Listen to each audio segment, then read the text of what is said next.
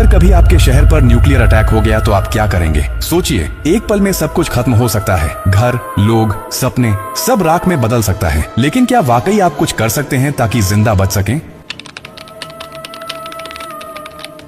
हाँ, अगर आप अभी से तैयार हैं, ये जानकारी जिंदगी और मौत के बीच की दूरी तय कर सकती है। क्योंकि जब एक न्यूक्लियर बम गिरता है तो सिर्फ धमाका ही नहीं होता, उसके बाद शुरू होता है वो खतरनाक खेल जिसे कहते हैं रेडिएशन फॉलआउट। और उसमें जो जिंदा बचता है वो भी धीरे धीरे मरने लगता है। सबसे पहले जानिए कि जैसे ही न्यूक्लियर बम गिरता है, एक तेज सफेद रोशनी आपके सामने आती है। इस रोशनी को देखना मतलब अपनी आंखों की रोशनी खो देना। आप अंधे हो सकते हैं स्थायी रूप से। इसलिए पहला कदम, जैसे ही धमाके की खबर मिले या रोशनी दिखे, तुरंत जमीन पर लेट जाइए, अपनी आंखें और कान बंद कर लीजिए और चेहरे को किसी कपड़े से ढक लीजिए। ये पहली रक्षा है। अब सवाल उठता है कि कहां जाएं? तो याद रखिए, अगर आपके आसपास कोई मेट्रो स्टेशन है, बेसमेंट है, अंडरग्राउंड पार्किंग है, तो वहीं भागिए, क्योंकि जमीन के नीचे रहना न्यूक्लियर फॉलआउट से बचने का सबसे कारगर तरीका है। लेकिन अगर कुछ नहीं है तो अपने घर को ही शेल्टर बनाना पड़ेगा। सारी खिड़कियां, दरवाजे बंद कर दीजिए। हर छोटी छोटी दरार को भी किसी कपड़े, टेप या गत्ते से बंद कीजिए। हवा का एक भी रास्ता नहीं खुला रहना चाहिए। अटैक से पहले या जैसे ही खबर मिले, आपके पास सिर्फ कुछ मिनट होंगे। उसी वक्त पानी भरिए, बाल्टी, बोतल, ड्रम, जो भी है।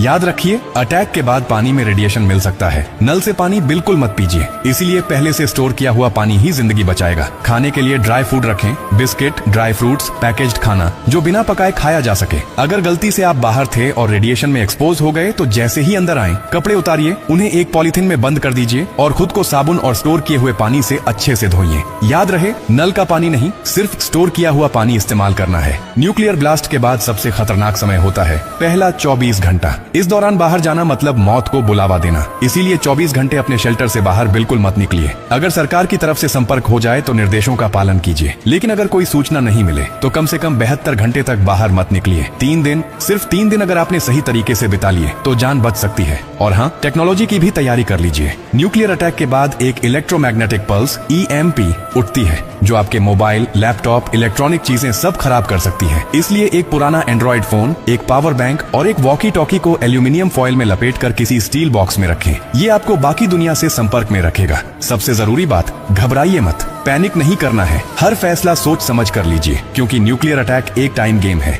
जो जितना शांत रहेगा, उसकी जान बचने के चांस उतने ही ज्यादा होंगे। और याद रखिए, ये जानकारी सिर्फ आपके लिए नहीं, बल्कि आपके परिवार, दोस्तों, पड़ोसियों और पूरे समाज के लिए है। क्या आप अकेले सुरक्षित रहना चाहते हैं? नहीं ना? तो इस जानकारी को हर उस इंसान तक पहुंचाइए जिसकी जिंदगी की आपको परवाह है। हो सकता है आपकी एक शेयर से किसी माँ का बच्चा जिंदा रह जाए, किसी पिता की आखिरी उम्मीद बच जाए, किसी बहन का भाई लौट कर घर आ जाए। और यही तो असली इंसानियत है। और हाँ, जब आप जिंदगी बांट रहे